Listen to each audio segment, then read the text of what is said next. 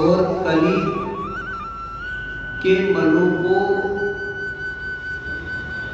जो हटाने वाला है।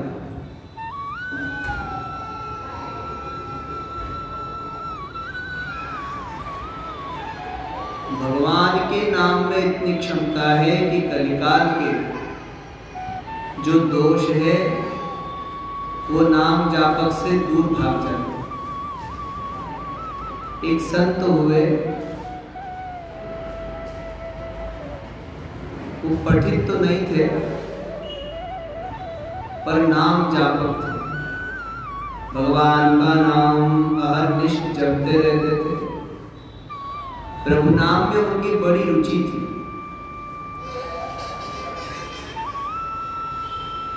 और नाम का प्रभाव ऐसा पड़ा कि वो संस्कृत के श्लोकों में छंदबद्ध नाना प्रकार के छंदों में भगवान की महिमा का गुणगान।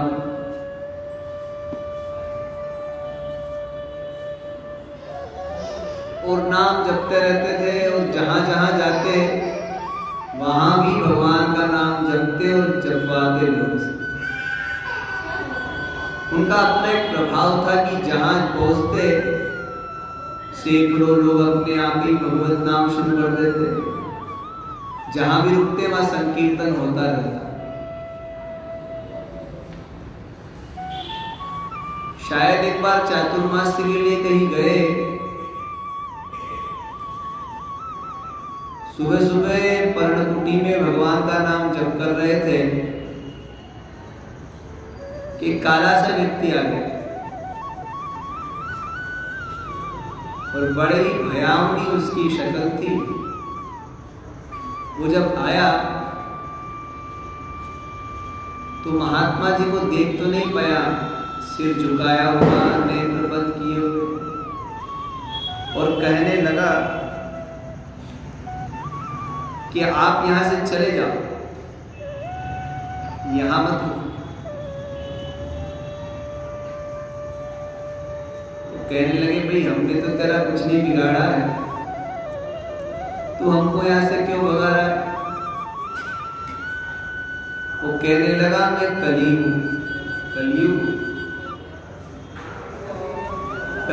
ये जब सुना तो उनका भाई कलिकाल, हमसे तेरा क्या वैर है? तू अपना काम कर रहा है, हम अपना काम कर रहे हैं। तो कहने लगा कि तुम जहां जाते हो वहां लोग संकीर्तन शुरू कर देते हैं और भगवत नाम के सुनने से मेरा प्रभाव कम हो। मुझे उस स्थान को छोड़ना ही पड़ता है जहां भगवत नाम उच्चारण होता हो। वो कहने लगे तू मेरे को देख क्यों नहीं रहा? तो कहने लगे कि आप इतना नाम जप करते हो कि उसके प्रभाव से दिव्य तरंगे निकल रही है जो मुझको सहन नहीं हो पा रही। इसलिए कलिमन मथनम, कली का मथन कर देता है ना। पावनम पावनानाम, और पवित्र को भी पवित्र करता है। आश्चर्य, ये कहते कि अपवित्र को पवित्र करे तो बात होती। भक्तों ने कहा कि पवित्र को भी पवित्र करता है। पावनम पावनानाम,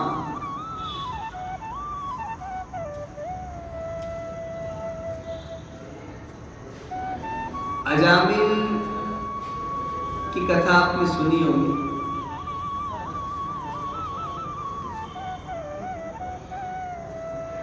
जरूरी नहीं है जिससे हम पवित्र हुए तो हमेशा पवित्रता हमारे अंदर बनी रहे, वापस अपवित्र हो जाए।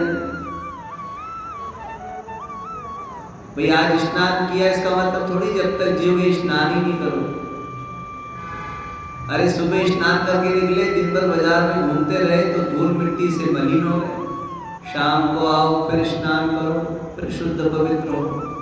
और रात में सोते रहे तो नींद में फिर शरीर अशुद्ध हो गया, अपवित्र हो गया। आंखों में गंदगी भरी है, कान नाक में गंदगी भरी है, सब साफ करके फिर नाम दो।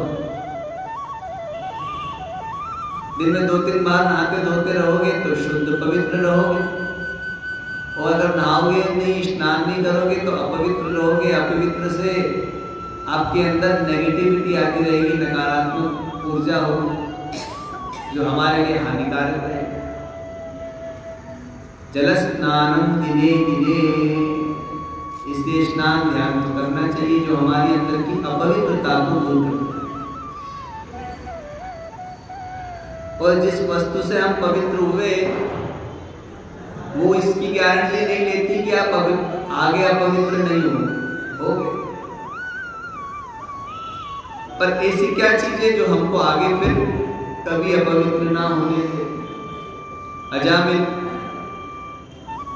वेद विधि से उसका संपूर्ण संस्कार हुआ, वेदज्ञ था, शास्त्रज्ञ था और कर्म में भी पारंगत था, पर सन का प्रभाव पड़ा और वो अजामिल महापापी हो गया, दुष्ट हो गया, कुमार्गामी हो गया। और वो अजामिल जब महात्माओं के पास में पहुंचा तो उन्होंने कहा भाई देखो, क्योंकि तू पहले भी पवित्र तो था पर तेरी पवित्रता स्थिर नहीं रह पाई, तुझको भी जो पवित्र कर सकता है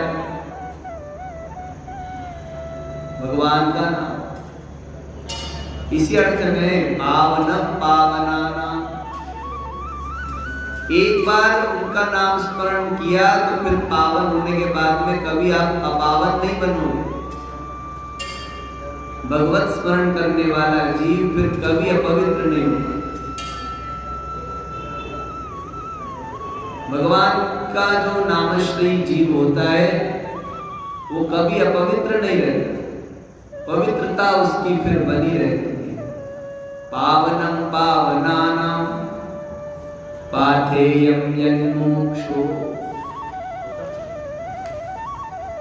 जिसकी संपूर्ण अभिलाषाएं निवृत्त हो चुकी, कुछ नहीं चाहता।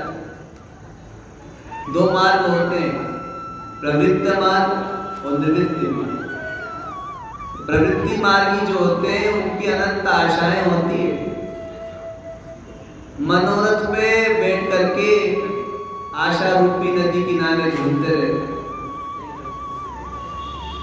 भर्तृहरि ने तो वर्णन किया है कि धन्य जीवन तो उनका है जो निवृत्ति मार्गी है। धन्यानाम गिरिकंदरेषु वसताम ज्योति परम ध्यायताम आनंदाशुजलम पिबन्ति सगुना निःशंकमंकेशया। कुछ नहीं चाहिए, किसी पर्वत की गुफा में आनंद से बैठे,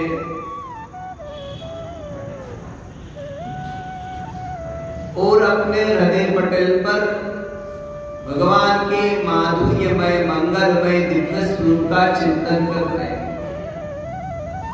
और प्रभु की मनमोहिनी मूर्ति का चिंतन करते करते आनंद के सरोवर में गोते लगा रहे हैं। हृदय में परमेश्वर का चिंतन है और उनको प्राप्त करने के लिए जो उनकी तड़पन है वो तीव्र हो रही है। आंखों से आंसू बह रहे और अंजलि बांध के बैठे तो उसमें आंसू गिर रहे और चिड़िया उनको पीने के लिए आनंद से बैठी हुई है, निर्भीक होकर के उन आंसू जलों को पी रही है। जीवन तो ऐसा होना चाहिए।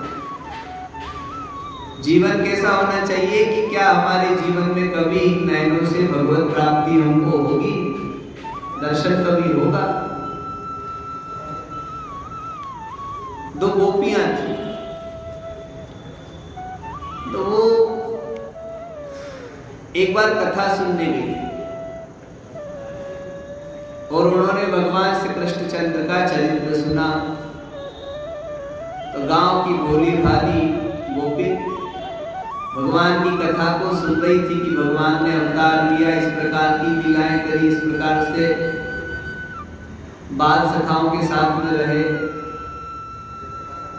उसको लगा कि कोई श्री कृष्ण है और इस प्रकार की लीलाएं करते हैं, तो वो मथुरा आ गई। यमुना किनारे घूम रही थी, तो वो कथा सुनाने वाले ने कहा कि भगवान तो भक्तों के बीच में रहते हैं, संतों के पास में मिलते हैं। हुआ क्या, उसी समय जमुना में स्नान करने के लिए एक महात्मा जी आए, तो कहने लगी यही इन्हीं के पास में होंगे।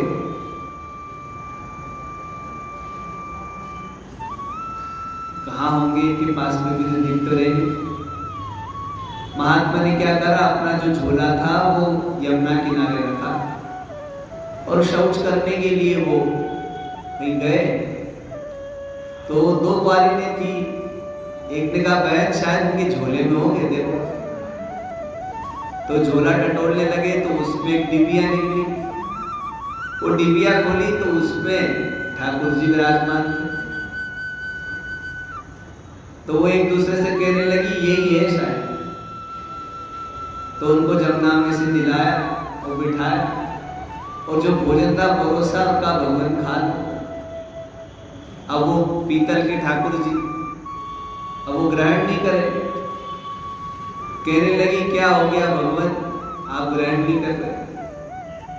और वो तो लड्डू गोपाल थे, और सोचने लगी ये छोटी सी डिबिया में कैसे आ गए। दूसरी जो थी वो थोड़ा तेज थी, वो कहने लगी ये जो संत है ना, इसके डर के मारे बेचारे डिबिया में आ जाते, और देखो कैसे चुप करके बैठे, शायद ये तो सीधा खड़ा नहीं होने लगे। तो कहने लगी देखो महाराज अभी वो तो गए, आप देखो कोई नहीं, आप चिंता मत करो, आप सीधे हो जाओ, थोड़ी कमर वमर ठीक हो जाए आप, और बड़े प्रेम से पाओ इसको। उनके भोलेपन से भगवान रीझ गए और सीधे हो गए, और बड़े प्रेम से वो जो लाई थी वो खाने लगे। और एक जो थी वो खिला रही थी और दूसरी रखवाली कर रही थी। पर भगवान का सौंदर्य माधुर्य अनुपम था, दोनों का मन नहीं भरे, दोनों ही देखती रहे। अच्छा वो दूसरी उधर भी देखेगी महात्मा नहीं आ जाते, इतने वो स्वामी जी महाराज आने लगे। तो उन्होंने कहा अब स्वामी जी आ रहे, चलो चलो चलो। अच्छा वो भगवान जो सीधे हो गए टेढ़े भी हो गए, और टेढ़े नहीं हो तो वो कहे भगवान कि महात्मा आपको डंडे मारेगा, आप जैसे थे वैसे हो जाओ। तो उनके भोलेपन से भगवान रीझ गए और फिर वैसे ही हो गए। अब वो महात्मा ने देखा कि ये क्या कर रही है, पूछा तुम क्या कर रही हो। तो महात्मा डांटने लगी महाराज तुम कैसे हो। और फिर ब्रज की भाषा तो खड़ी भाषा मीठी भी होती है। वो कहने लगी महाराज तुम साधु फिर भी बड़े निर्दयी हो। देखो बेचारे ठाकुर जी को छोटी सी डिबिया में बंद कर रखा। अरे तुम आनंद से घूम रहे, इनको घूमने दो। अब वो महात्मा क्या बोले, अब वो नहाए दिन निकाले, तुम लोगों ने मेरे भगवान को छू लिया और तुमने क्या करा, जब डिबिया खोली तो ठाकुर जी वैसे ही थे। वो कहने लगी देखो ठाकुर जी कब से भूखे थे, हमने खिलाया तब खाया। अब वो संत को विश्वास ना हो कि भगवान ने खाया, कहने लगे वापस खिलाओ, ये क्यों नहीं खाए, तुम थोड़ा दूर हो जाओ, तुम्हारे डर के मारे नहीं खा रहे बेचारे, ऐसे टेढ़े बने हुए। तो संत ने कहा चलो ठीक, दूर हो गए। दूर हुए और वो भगवान से वापस बात करने लगी तो भगवान फिर सीधे हो गए। और जब संत ने देखा ओ दोनों के चरणों पे गए कि वाह क्या प्रेम है तुम्हारा, जिनके लिए सब कुछ छोड़ा, त्याग किया, पर फिर भी उनको प्राप्त नहीं कर पाए, और तुमको तो कुछ छोड़ना ही नहीं पड़ा, और तुम तो सहज हो, वो सरल भगवत प्राप्ति हो। अच्छा, भगवान उनको सिर्फ सीधी दिखे नहीं, इनको तो दिख रहा है। उन्होंने कहा भगवान से कहो हमको भी दिखे। भगवान ने और उन गोपियों ने कहा तो भगवान उनको भी दिखे। जिनकी एक छटा के लिए कई जन्म लग जाते हैं, ऐसे भगवान का दर्शन करने की उत्सुकता किसको नहीं होगी।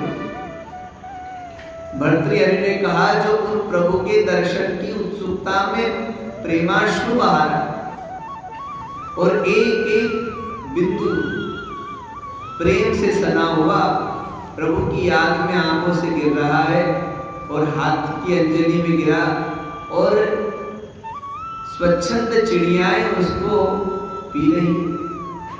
वास्तविक जीवन वही धन। कम से कम मरने से पहले भगवत प्राप्ति हो जाए। कर्म बड़ा विलक्षण है। कर्म नाना प्रकार के होते हैं। अकर्म है, कर्म है, विकर्म है। कर्म की बृहत श्रृंखला है। गहना कर्मणो गति, कर्म की गति बड़ी गहन है। क्या करे क्या नहीं करे, कब करे और काल अपनी गति से क्या करवाएगा ये कह पाना भी बड़ा कठिन। अनंत अभिलाषा कामनाओं से भरा हुआ हमारा जीवन है। संसार की प्रपंच अनंत है। जीव की आयु कम, तो सब कुछ करते करते भैया कम से कम इतना तो करो कि ऐसे कर्म कुछ कर जाओ जिससे तुम्हारा जन्म सफल हो। ऐसे कर्म कर जाओ जिससे भगवत प्राप्ति हो जाए, संसार के जीवन आवागमन से मुक्ति मिल जाए। और नहीं तो प्रवृत्ति मार्ग का तो अपना प्रभाव है। अस्माकं तु मनोरथो परचिति प्रासादवापीठः क्रीडाकाननं केलिकौतुकजुषामायु परं क्षीयते। हम जहाँ बैठे आशा रूपी नदी बह रही। आशा बनी आज नहीं कल नहीं परसों सब ठीक हो जाएगा। और हमारे अंदर कल्पनाएं चलती रहती है, हम ऐसा कर देंगे, हम ऐसा कर देंगे, हम ऐसा कर देंगे। और मन रूपी रथ पे बैठे हैं और पता नहीं कितनी अभिलाषाएं हमारे अंदर है, इच्छाएं हैं। और उसी में उसकी पूर्ति में ही हमारी आयु निरंतर बीत रही है। समय कम है, काम ज्यादा है मनुष्य। उन समयों में ऐसा कुछ समय आपको निकालना है जिससे आपका ये जीवन सफल हो जाए, भगवत प्राप्ति हो जाए, भगवत तत्व का अनुभव हो जाए, भगवान से प्रेमी हो जाए। उसी में करना।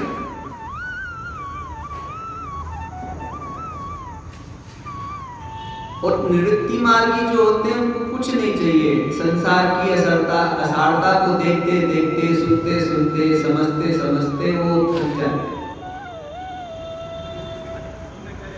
जीवन जीना हो तो वेदानुकूल जीवन जियो, शास्त्रानुकूल जीवन जियो। वेद शास्त्रों ने हमारे लिए जो कर्म बताए हैं उन कर्मों को करो, पर उनमें उलझे मत रहो। एक समय उनके बाद में उन सबको भी भगवदार्पण करके भगवान के पावन चरणों में मन को लगाओ। आचार्य बाद में मनुष्य के लिए बहुत सारी चीजें बताई। वेदो नित्यमधीयताम्, नित्य वेदाध्ययन करो, नित्य शास्त्राध्ययन करो, नित्य भगवान की कथाओं को सुनो, सत्संग करो। उसके प्रभाव से आपका कल्याण होगा। वेदो नित्यम अधीयताम्। और कुछ नहीं ज्यादा कर सकते तो कम से कम 24 घंटे में से जो नित्य सूर्य उदित हो रहे हैं और अस्तंगत हो रहे हैं, उस सूर्य को साक्षी करते हुए कुछ ना कुछ सत्कर्म करो, अच्छे कार्य करो। तदुद्दिनं स्वनुष्ठीयताम्, कुछ अनुष्ठान करो, अच्छे कर्म करो। तेने सस्य विधीयताम् पचति काव्येव तिष्ठत्यताम्। और धीरे धीरे कर्मों के द्वारा अपने पाप समूह को धो। और ये कल्पनाएं और कामनाएं जितनी पूरी करते जाओगे उतनी बढ़ती चली जाएगी। एक समय आने के बाद में इनको भी शांत करने की कोशिश करो, काम कर्मों से चित्त को उठा करके भगवान के पावन चरणों में लगाओ। और धीरे धीरे जब संसार में दोषानुसंधान हम करते हैं तो फिर हमारी इच्छा होती है कि छोड़े, दूर रहे, भगवान का भजन करें। तो जो भगवान के भजन करने के लिए जो पाथे, समझ लो आपकी इच्छा हो रही है हमको हरिद्वार जाना है, तो हरिद्वार जाने के लिए क्या चाहिए? ट्रेन से जाओ, फ्लाइट से जाओ, गाड़ी से जाओ, पैदल जाओ, कुछ ना कुछ साधन तो चाहिए। तो जो साधन है वो पाथे, तो मोक्षों के लिए जो पाथे जिससे मोक्षत्व की प्राप्ति होती है वो क्या है? भगवान का नाम। पाथेयं यन्मुमुक्षो सपदि पद परं प्राप्तये प्रस्थितस्य विश्रामस्थानमेकं कविवरवचसां जीवनं सज्जनानां बीजं धर्मद्रुमस्य प्रभवतु भवतां भूतये राम नाम।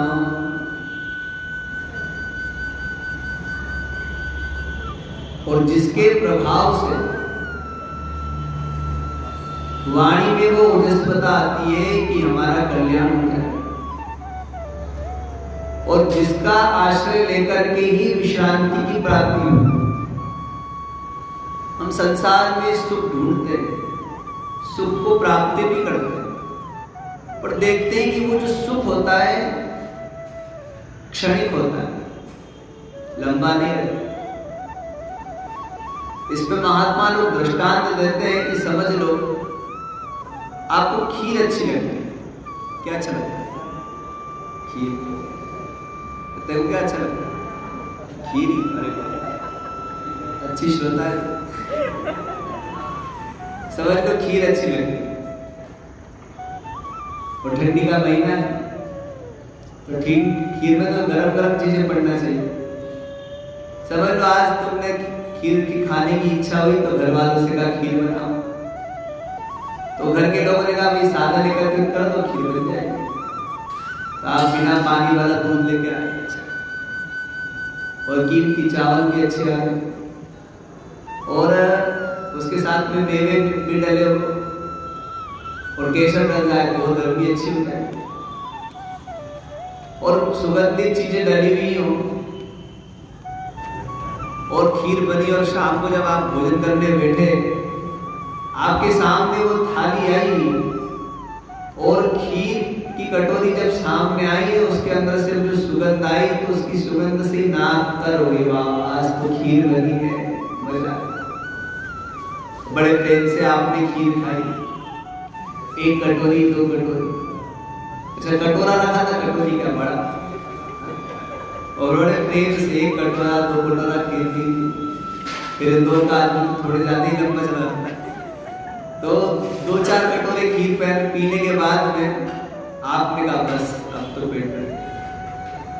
घर के लोगों ने कहा इतनी मेहनत से खीर बनाई, एक दो कटोरा और पी लो, तो एक और पी, फिर वो एक और लेकर गया। अब तो खीर देखते ही गुस्सा आया और कहा क्या खीर पिला के मार डालोगे? क्यों भाई, अगर वो खीर सुख रूप होती तो निरंतर सुख मिलता ही रहता, पर क्षणिक संसार की वस्तुओं से मिलने वाला जो सुख होता है वो क्षणिक ही होता है, और उसमें शांति स्थिर नहीं होती, क्षणिक शांति। तो जहां जाकर के अनंत सुख और स्थिर शांति की प्राप्ति हो वो केवल भगवान ही है, और भगवान के पावन चरण कमलों में, भगवत चरित्र में ही जीव को शांति और सुख की प्राप्ति। भगवत चरित्र को सुनोगे तो सुख मिलेगा और शांति मिलेगी, और समाज के चरित्र को सुनोगे तो दुख मिलेगा और अशांति मिलेगी। कभी विचार करना, किसी के कोई निंदा सुनाता है तो सुनते सुनते सुनते थोड़ी देर तो आपको अच्छा लगेगा, पर फिर कान भर जाएंगे, हे राम कहाँ फंस गए। और किसी की प्रशंसा भी हो तो थोड़ी देर ही अच्छी लगेगी, फिर कहाँ भगवान बंद ही नहीं हो रहा है। पर भगवान के चरित्र को जब सुनो मन लगे रहे, उनकी लीलाओं में, उनके चरित्रों में वो सार है, वो रस है जिसका पान करते ही रहो, कभी भी जीव तृप्त नहीं होता, निरंतर पिपासा बनी ही रहती। तो जिनका संसार से संबंध छूट चुका है, जो कुछ नहीं चाहते, ऐसे लोग भी भगवत चरित्र को, भगवत नाम को निरंतर पीते रहते हैं। पाथेयं यन्मुक्षो सपदि पद पर।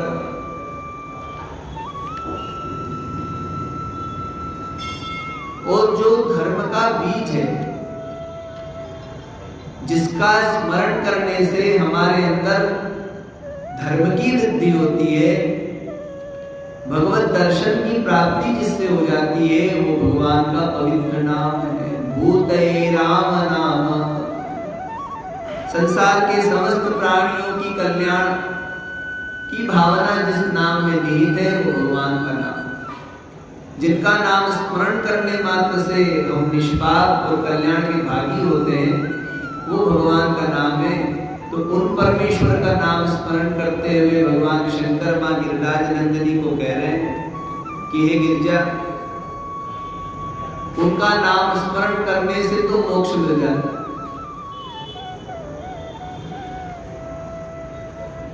बाली को जब भगवान ने मारा और उसके सामने गए, बाली ने क्षमा मांगी, तो उसको अभयदान देते उन्होंने कहा कि मैं तेरे प्राणों को वापस देखो दे देता हूं।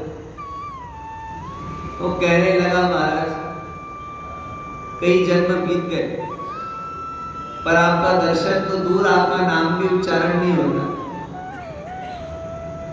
और अब इस जन्म में आप साक्षात ही आगे दर्शन देने अंतिम काल में। उसके बाद में भी मैं जीवन मांगू तो मेरे से बड़ा मूर्ख कौन होगा। आप आ गए, अब तो मुझे मोक्ष मिल गया। जब आपका नाम मोक्ष दे देता है तो आप स्वयं भी आ गए। जन्म जन्म मुनि जतन कराई, अंतराम कहीं आवत नहीं। कितने ही प्रयत्न करो, अंतिम में भगवत नाम स्मरण होगा, कह पाना कठिन। पर आप साक्षात सामने खड़े हो, फिर भी मैं वापस जीवन को मांगू, प्राण मांगू, ये मेरी मूर्खता है। तो भगवान शंकर ने कहा कि इनका नाम स्मरण करने से मोक्ष की प्राप्ति हो जाती। सोई प्रभु मोर चराचर स्वामी, रघुबर सब गुर अंतर जामी। विवसमु जासु नाम नर करही, जन्म अनेक रचित अगत हहि। जिनका नाम स्मरण करने से अनंत जन्मों के पाप नष्ट हो जाते हैं।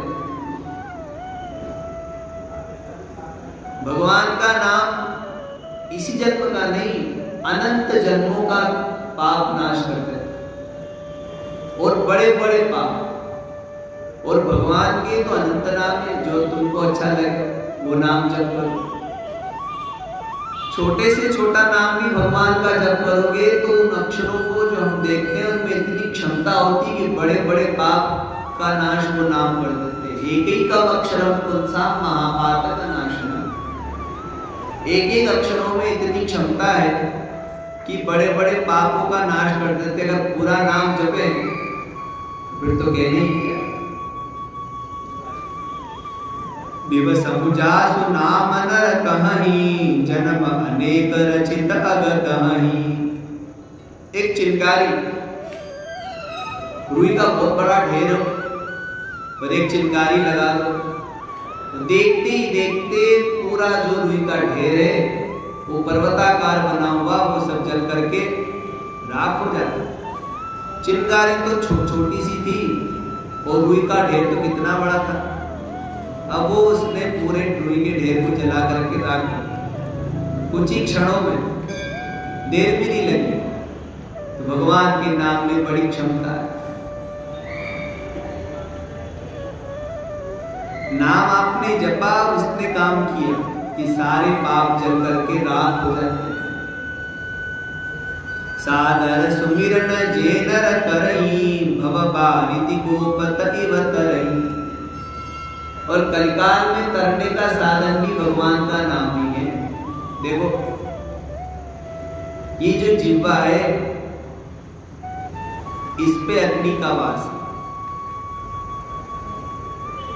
जो चीज जिह्वा पे गई अशुद्ध हो गई और भस्म हो गई, ग्रहण के योग्य नहीं होती। आपके घर अतिथि आवे तो आप बड़े प्रेम से उसको सिंहासन पे बिठाओ, हाथ जोड़ो, मस्तक झुकाओ, पैर पड़ो और भोजन की थाल परोसो और अपने हाथ से भोजन कराओ तो खुश हो जाता हो। आप खुद खड़े रहे, कहीं जाएगा तो आपकी प्रशंसा करेगा, देखो मेरे लिए भोजन के लिए खुद खड़े रहे, खुद ने प्रबंध होता है। कई बार हम बोलते देखो इतना सक्षम व्यक्ति उसके बाद में भी खुद खड़ा, खुद ने परोसा। और यदि वो भोजन थाली में परोसने के लिए रोटी उठानी और उसने जिह्वा से उठाई, मुंह से उठा करके आपकी थाली में डाली, तो आप क्या बोलोगे? अशिष्ट है, अभद्र है, सभ्यता नहीं है। अरे कोई मुंह में लगी हुई चीज देता है? अरे भैया शरीर का ही तो अंग है, हाथ भी का ही काम है, हमारे शरीर का अंग है। और ये हमारा मुंह, हमारी जिह्वा भी हमारा ही अंग है। पर हाथ से छुई हुई रोटी तो ले लेगा, पर मुंह से छुआ के दी तो नहीं लेगा। इसका मतलब है मुंह के छूते ही वो वस्तु अशुद्ध हो। मुंह में रोटी डाल दी, बाहर निकाल करके किसी को दोगे तो लोग कहेंगे अरे अच्छा व्यक्ति नहीं, गंदा है, देखो मुंह में से निकाल दो। और यूं भी हम सामान्य भी देखते, कोई मुंह में हाथ डाले तो लोग कहते भी हाथ दो, तूने हाथ अशुद्ध कर दिया। जिह्वा पे जितनी चीज लगी सब अशुद्ध हो गई, और जिह्वा पे जितनी चीज गई भस्म भी हो गई। सारा भोजन अंदर जाकर गिरा, जो खाया वही थोड़ी निकलता है कि हलवा पूड़ी तो हलवा पूड़ी वापस आएगा, तो सब प्रकारांतर हो और ग्रहण करने योग्य भी नहीं रहा। तो जिह्वा जिसको छू देती है वो खराब हो जाती है। तुम पुण्य को बार बार बोलोगे, अपने अच्छे कामों को बोलोगे तो वो सब खराब हो जाएंगे भाई, वो सब अशुद्ध हो जाएंगे। तो अपने किए हुए पुण्यों को, सत्कर्मों को बार बार नहीं बोलना चाहिए। आपने जो पुण्य काल किए हैं, पुण्य कर्म किए, उनको तो गोपनीय रखें, वरना जिह्वा उसको खराब कर दे। पाप बोलो, पर व्यक्ति क्या करता है? अपने पाप तो नहीं बोलता, अपने पुण्य बोलता है। और ये दोनों ही मत बोलो। अगर भगवत नाम बोलोगे तो भगवत नाम ऐसा है जिसको ये जिह्वा अशुद्ध नहीं कर पाता। जिह्वा से ना तो वो भस्म होता है ना शुद्ध होता है, बल्कि जिह्वा से उच्चरित हो जाए तो जिह्वा के अंदर की जो अशुद्धता है वो भी दूर हो जाती है और भस्म करने की क्षमता भी दूर हो जाती है। जिह्वा तो उसको पवित्र, पावन करते हैं। जिह्वा से अगर भगवत नाम उच्चारण हुआ तो आप पवित्र हो जाओ। भगवान एक बात कहते थे, समझ लो कोई व्यक्ति लड़ रहा है संपत्ति को लेकर और इतने लड़ने लग गए कि आपस में एक दूसरे को उन्होंने डंडे से मार दिया। अब डंडे से होते ही संपत्ति की, जहां संपत्ति आई संपत्ति विपत्ति का कारण बन जाती है। दोनों भाई लड़ने लगे, वो एक दूसरे को मार दे। एक भाई प्रबल था तो उसने उसको उतना डंडे मारे कि बेचारे के हाथ कान नाक टूट गए। उसने उसके खिलाफ रिपोर्ट कर दी। तो वो रिपोर्ट जब हुई और जज के सामने जब केस आया तो उसने कहा कि इसने हमको मारा। उसने पूछा भाई क्यों मारा? मतलब मैंने थोड़ी मारा, मेरे हाथों ने मारा। क्यों मारा? इसने गाली दी। तो गाली मैंने थोड़ी दी, जिह्वा ने दी। गाली दी जीभ ने, वो पिटा शरीर। समझ में आ रहा? गाली दे रही है जीभ और पिट रहा है शरीर। उसी प्रकार हरिनाम जपती है जीभ और तलता है पूरा शरीर। ना प्रभाव पड़ता है, जिह्वा के तो प्रभाव पड़ता है। जिह्वा से शत्रु हो जाते हैं, जिह्वा से मित्र। मीठे वचन बोलोगे तो लोग मित्र हो जाएंगे, कड़वे वचन बोलोगे तो लोग शत्रु हो जाएंगे। जिह्वा से जो शब्द निकल रहा है उसी का तो प्रभाव पड़ता है। किसी को चुभने वाली बात आपने बोल दी तो उसको ऐसा गड़ कर जाएगी कि जब भी आपको देखेगा उसको आपकी कही हुई बात याद आ जाएगी। और घाव तो भर जाते हैं पर शब्द के जो घाव होते हैं भर नहीं पाते। जब सामने वाला दिखा तो ताजा होता है। तो जिह्वा से जो उच्चारण होता है उसका प्रभाव पड़ता है। तो यदि भगवत नाम उच्चारण हुआ जिह्वा से तो मनुष्य का कल्याण। भगवान शंकर ने कहा गिरिराज नंदिनी वो लोग भाग्यशाली होते हैं जिनकी जिह्वा से भगवत नाम उच्चारण होता है। और अगर वो भगवत नाम उच्चारण करते हैं तो इस कलिकाल से तर जाते हैं। ये जीवन एक पात्र है और जब तक ये खाली है, खाली पात्र को आप नदी में फेंक दो तो खाली पात्र नदी में क्या है, तैरता है, ऊपर ऊपर तैरता रहेगा। और जब पात्र के अंदर पानी आ जाता है तो पात्र डूब जाता है। ये जो संसार सागर है भवदी है, इसके अंदर जब मनुष्य जन्म लेता है तो खाली होता है, रिक्त पात्र के समान होता है। हम संसार में होते हैं पर संसार हमारे अंदर होता नहीं। वो खाली पात्र तो पानी में है पर अभी पानी उसके अंदर नहीं है, इसलिए तैर रहा है। और जब पानी उसके अंदर उतर जाता है तो वो पात्र डूब जाता है। हम भी तब डूबते हैं जब संसार हमारे अंदर आता है। जब तक संसार नहीं है, खाली है, तर जाएंगे। और जब संसार हमारे अंदर आएगा तो हम डूब जाएंगे। तो डूबे हुए का कल्याण कैसे होगा? तो उसका वर्णन आचार्यों ने किया। भवजल विगतानां द्वंद्व मोहेवतानां सुतदुहित्रिकलत्राण भारादितानां। ये जो भवजल दिए इस पे जीव आया और आया तब तक खाली था। पर जैसे सागर के अंदर लहरें उठती है, हवा चलती है तो पानी उड़ने लगता है, उसी प्रकार हम संसार में आए तो द्वंद्व की बात चल रही थी। और मैं, मेरा, मेरे, अपने, उनका भार हमारे ऊपर आ गया और धीरे धीरे धीरे वो संसार हमारे अंदर उतरता चला गया। विषम विषय तो ये मज्जतोन्मज्जतानां भवतु शरणमेको विष्णुभूतो नराणां।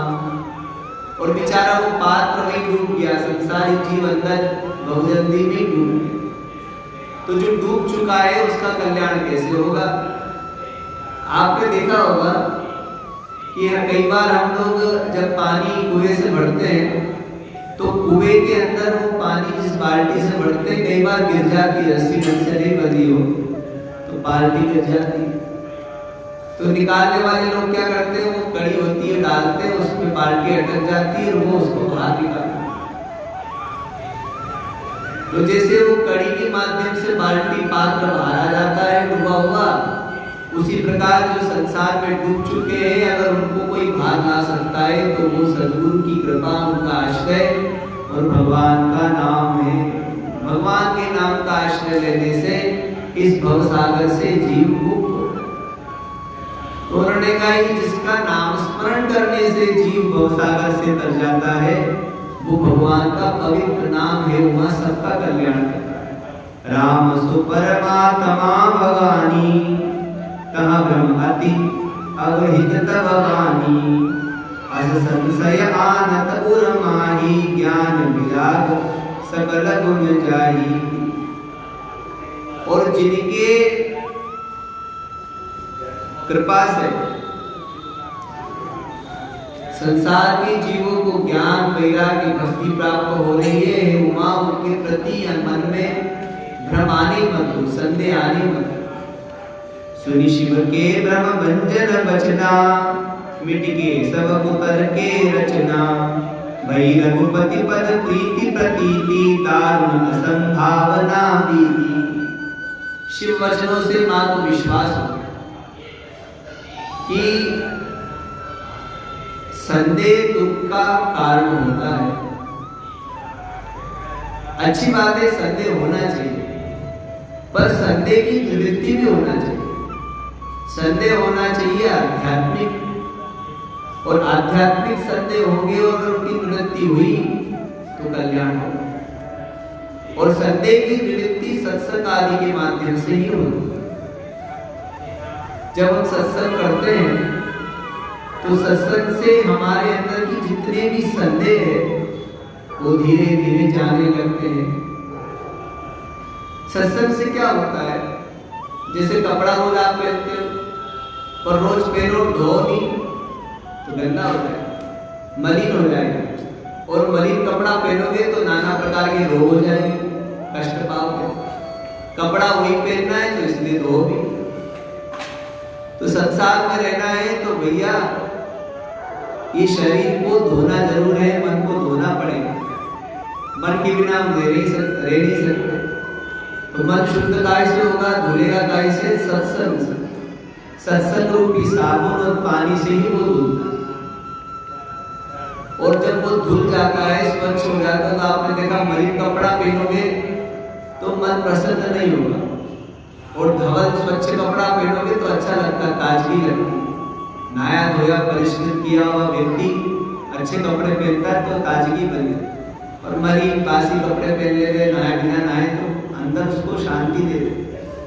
तो मन भी जब निर्मल होता है तो आनंद की लहर है। और मन के अंदर की मलिनता तभी जाती है जब हम सत्संग करते हैं।